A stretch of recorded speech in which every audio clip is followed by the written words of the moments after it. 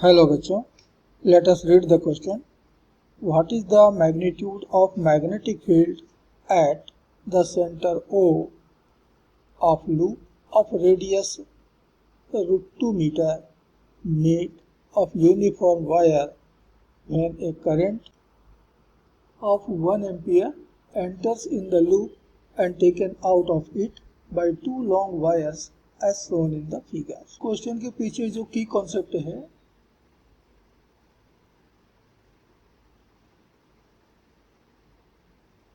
वो है magnetic effect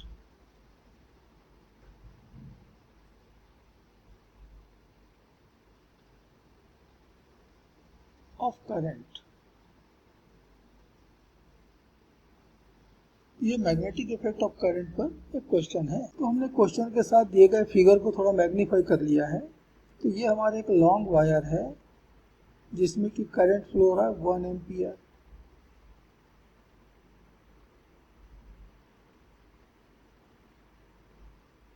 I is equal to 1 ampere. अभी दूसरा ये भी एक लॉन्ग वायर है, इनफाइनाइटली लॉन्ग वायर कहता है ये।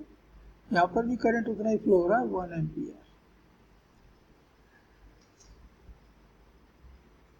इस पॉइंट से करंट दो पार्ट्स में डिवाइड हो जाएगा, कुछ पोर्शन इस तरफ जाएगा, कुछ पोर्शन इस तरफ आएगा। इस तरफ मान लेते हैं कि करंट आ रही है I1 और इस तरफ करंट जा रही है मान लेते हैं I2। अब ये एंगल दिया हुआ है 45 डिग्री, तो इसके इधर वाला भी एंगल 45 डिग्री होगा, अर्थात टोटल एंगल हो गया 90 डिग्री यानी कि π/2 डिग्री रेडियन। तो इस तरफ वाला जो पोर्शन होगा इसने एंगल बनाएगा 3π/2। 2π में से π/2 कम कर दीजिए तो इधर का एंगल निकला है 3π/2। अब इसकी लेंथ मान लेते हैं L1 है और इस आर्क की लेंथ मान लेते हैं L2 है और हमारे सर्कल का रेडियस मान लेते हैं कैपिटल R है। तो L1 ये बराबर होगा the radius into the angle subtended by this arc, यह है π/2। इसी तरह से L2 हमको मिल जाएगा the radius into angle subtended by this part, और ये हमने अभी कैलकुलेट किया 3/2 and therefore L1 is to L2 ये बराबर मिल रहा है 1:3, क्योंकि R इंटू π/2 तो दोनों जगह से कैंसिल हो जाएगा। अब हम ये भी मालूम है कि किसी वायर का रेजिस्टेंस, इलेक्ट्रिकल रेजिस्टेंस, ये प्रोपोर्शनल होता है उसके लेंथ के। तो इधर वाले का अगर रेजिस्टेंस L1 का रेजिस्टेंस हम R1 कहें और L2 का रेजिस्टेंस हम R2 कहें तो R1 ये प्रोपोर्शनल मिलेगा L1 के और R2 ये प्रोपोर्शनल मिलेगा L2 के, और इसलिए R1 इज टू R2 बराबर मिलेगा L1 इज टू L2 अर्थात 1:3। तो दोनों आर्क के रेजिस्टेंस का जो रेशियो है वो भी 1:3 है। अब हमें भी मालूम है कि किसी वायर में फ्लो होने वाली करंट I ये प्रोपोर्शनल होता है उसके रेजिस्टेंस के इनवर्स के। तो I1 प्रोपोर्शनल मिलेगा 1/R1 और I2 प्रोपोर्शनल मिलेगा 1/R2 and therefore I1 is to I2 बराबर होगा R2 अपॉन या R2 is to R1 that is 3:1 and therefore I1 is the current which is equal to 3 part out of 4 part. तो total current 1 ampere में से हो जाएगा ये 3/4 और इसी तरह से I2 हमको मिल जाएगा 1/4। ये हमारा पहला वायर है, फर्स्ट वायर, जिसमें कि करंट फ्लो हो रही है 1 एम्पियर की। It is our second wire, इसमें भी करंट फ्लो हो रहा है 1 एम्पियर की। दोनों इनफाइनाइटली लॉन्ग स्ट्रेट वायर हैं। इस तरफ करंट फ्लो हो रहा है I1 इक्वल टू 3/4 एम्पियर और इस तरफ करंट फ्लो हो रहा है I2 इक्वल टू 1/4 एम्पियर। हमने इसकी रेडियस R माना हुआ है। ये पूरा एंगल π/2 के बराबर है, जबकि आजाद एंगल जो है वो 45 डिग्री के बराबर। ये हमारे करंट का तीसरा पार्ट है and this is fourth part of this current. हमें फर्स्ट पार्ट ने सेंटर ओ पर, सेकेंड पार्ट, थर्ड पार्ट और फोर्थ पार्ट कितना कितना मैग्नेटिक फील्ड प्रोड्यूस करेंगे ये अलग अलग कैलकुलेट करके उन सब का एल्जेब्रिक सम मालूम करना होगा। वही होगा net magnetic field at the point O. तो पहले पार्ट के कारण ओ पर कितना मैग्नेटिक फील्ड प्रोड्यूस होगा ये जानने के लिए हमें ओ से इस वायर के ऊपर एक परपेंडिकुलर ड्रॉ करना होगा। तो हमने परपेंडिकुलर ड्रॉ कर दिया, मान लेते हैं R1 है। ठीक उसी तरह से ये जो सेकंड वायर है वो पॉइंट ओ से कितने परपेंडिकुलर डिस्टेंस पर है ये जानने के लिए यहाँ से एक परपेंडिकुलर ड्रॉ करना पड़ेगा। ये परपेंडिकुलर मान लेते हैं कि R2 है। ध्यान देना कि एंगल इधर का 45 और इधर वाला भी एंगल 45 डिग्री। तो जब भी एंगल 45 डिग्री का मिला तो एंगल भी 45 डिग्री का होगा और इसलिए इधर का जो एंगल मिलेगा जो हमारे वायर के साथ बन रहा है ये हो जाएगा 135 डिग्री। और दूसरा एंड जो इन्फिनिटी पर है जब उससे हम इसको ज्वाइन करेंगे तो ये तो दोनों एक दूसरे के पैरेलल हो जाएंगे और इसे वहां एंगल भी मिलेगा, वो होगा 0। तो field at O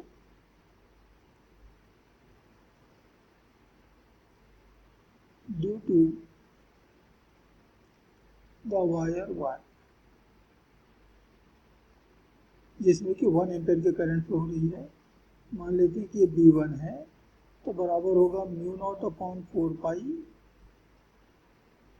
I upon R1 distance into cos of first angle वो हो गया 135 degree plus cos of second angle ये हो गया 0 डिग्री। अब देखिए कि R1 upon R capital R,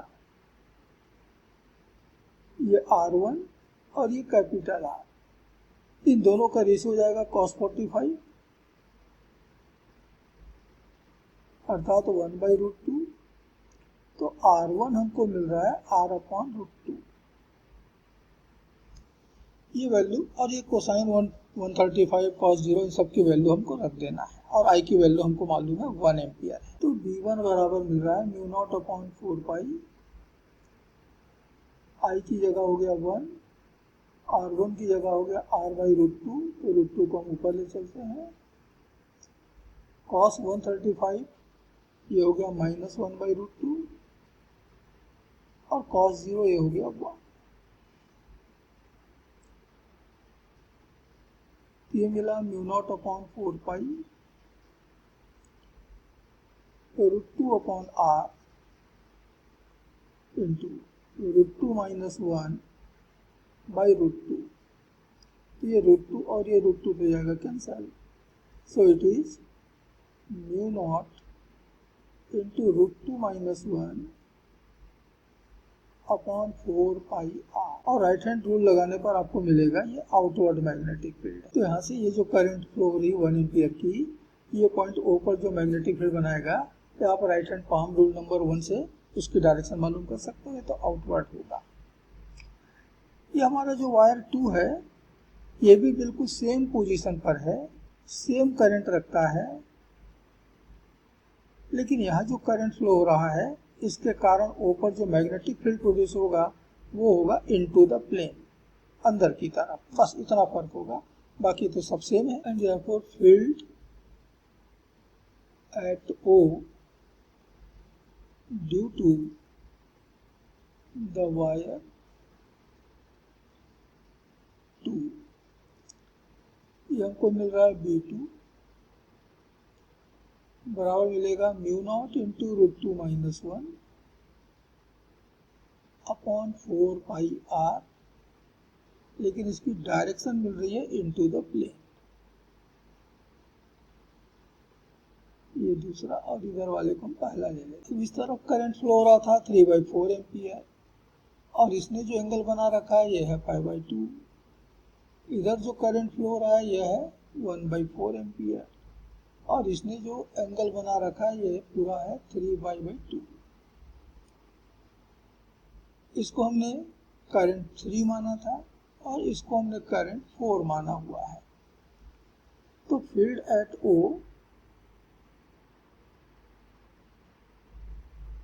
due to the arc 3, इसको हम B3 कहते हैं, तो बराबर होगा μ0/4 पाई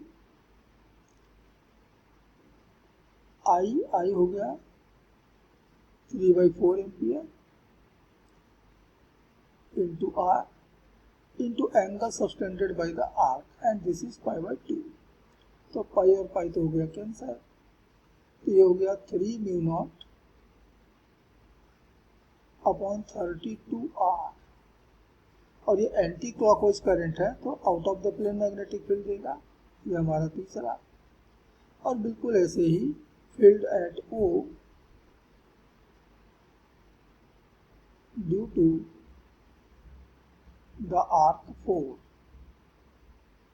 ये चौथा आर्क है, वो कितना मैग्नेटिक फील्ड देगा, सपोज इट इज B4, तो ये बराबर मिलेगा μ0/4 पाई इंटू करंट यहाँ पर है 1/4 ampere into R into angle subtended by it at the centre 3π/2, तो पाई और पाई यहाँ से कैंसल, ये मिल रहा है 3 μ0/32R,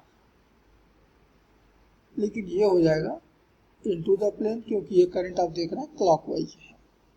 ये हमारा चौथा मैग्नेटिक फील्ड। अब हम जो out of the plane magnetic field है उसको हम पॉजिटिव मैग्नेटिक फील्ड मान लेते हैं, तो ये पॉजिटिव हो गया, तो इनटू द प्लेन वाला मैग्नेटिक फील्ड ये नेगेटिव हो जाएगा, और इसी रूल के अकॉर्डिंगली ये आउट ऑफ द प्लेन है ये पॉजिटिव, और ये इनटू द प्लेन है ये नेगेटिव, तो दो पॉजिटिव है दो नेगेटिव है, B1 और B3 पॉजिटिव, B2 और B4 नेगेटिव। तो net magnetic field at O B net बराबर हो गया B1 पॉजिटिव लेकिन B2 नेगेटिव, इसी तरह से B3 पॉजिटिव लेकिन B4 नेगेटिव।